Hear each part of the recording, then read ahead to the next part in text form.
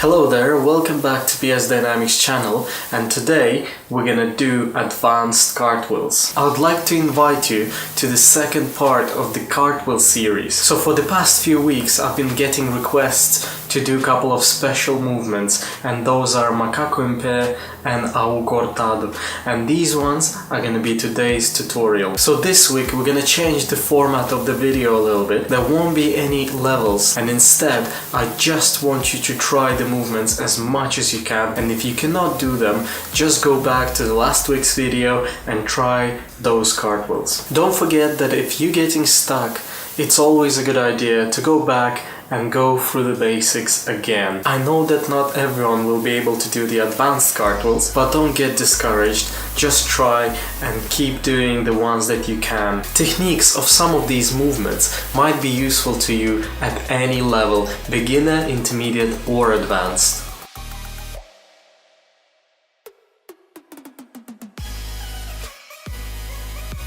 The first exercise we're gonna do this week is gonna be a Tahoe Cortado, which is also a cartwheel finishing facing forward. Some people may also call it a walkout cartwheel. If you watched the last week's video, this movement can be kind of like opposite or reversed Macaco. If you really do not know how to do this movement and you're just beginning to learn it, you can try this. So start like a normal cartwheel, one hand, then the other in line, throw one leg and then land on it, and then the other leg doesn't go down. Instead, when it goes down, it does a little twist at the end, like so. Once you learned how to twist your leg standing on the ground, you need to do the same thing in the air. So once you're on your hands in the middle, you have to twist one leg to the side and then land on it. Keep practicing landing on that leg or on two legs until you can actually twist early enough to be able to complete the movement. Don't worry if you're not keeping your legs or body straight, just try to do it. Two main things in learning this move is a little bit of flexibility in your back and the repetition. But be careful, don't overextend your back and keep your abdominal muscles engaged. It may also be helpful to twist your hand in like this. This hand movement may make it easier for you to twist in the air. Also, this hand position will start your twist earlier in the movement, so you don't have to worry about it too much. Keep practicing this movement until it's nice and smooth.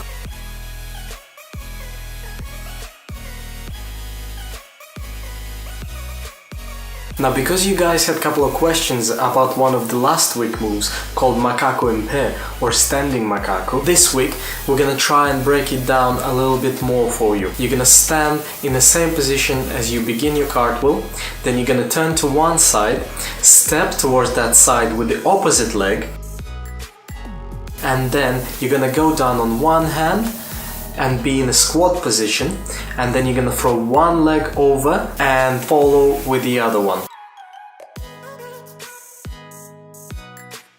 In this movement, in the beginning, you may just be ending up doing a cartwheel out of this position, and that is absolutely fine.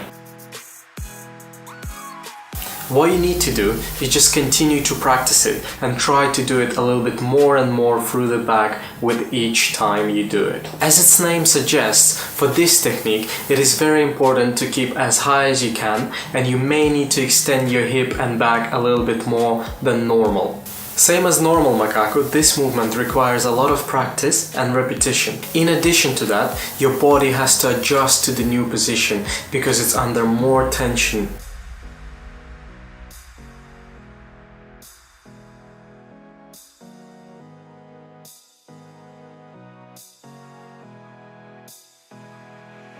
Now the next movement is an all-time favorite for many people, and it is cartwheel without hands, or Tahoe sem mão. You may have attempted this movement before, so I'm just gonna give you a couple of advices. The principle is exactly the same as normal cartwheel, just you're not using your hands. So what you're gonna be doing is stepping with one foot on the ground and then moving to that same side and then just jumping over with the other leg. To begin this movement, you can make it very nice and small and don't worry about being all high and straight. And while it may be scary to remove your hands while doing a cartwheel, don't worry about it, you can always keep them close to the ground. Don't worry if your no-handed cartwheel is horizontal or inclined at first. This can be corrected later with practice. Try just making low jumps in the beginning and then move on to moving your legs higher and higher until you can get them all straight. As you get more confident, you need to remember that the main idea of this movement is to try to get your head as low as possible and your body as straight as possible at the same time. The quicker you throw your upper body down, the quicker your legs will come up and the better the movement will look. Don't forget to practice the other side and also keep that cartwheel in line.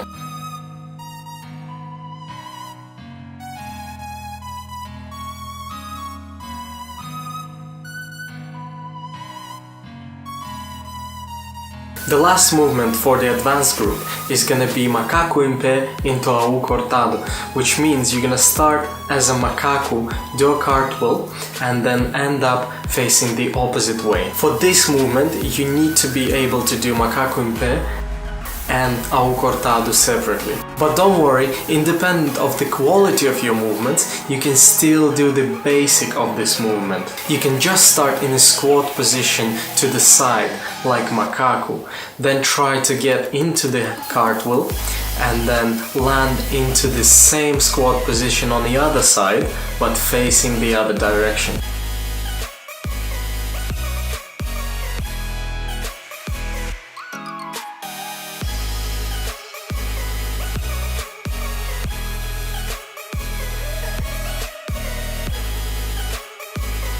The main thing in this movement is to try and learn to turn midway in the cartwheel. And of course, you have to really take care of your back and shoulders while doing this movement.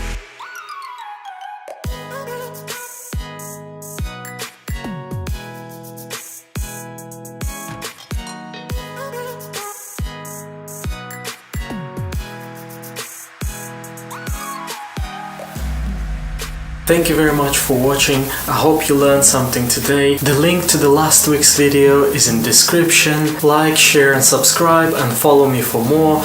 Good luck with your cartwheels, get better and see you in the next one.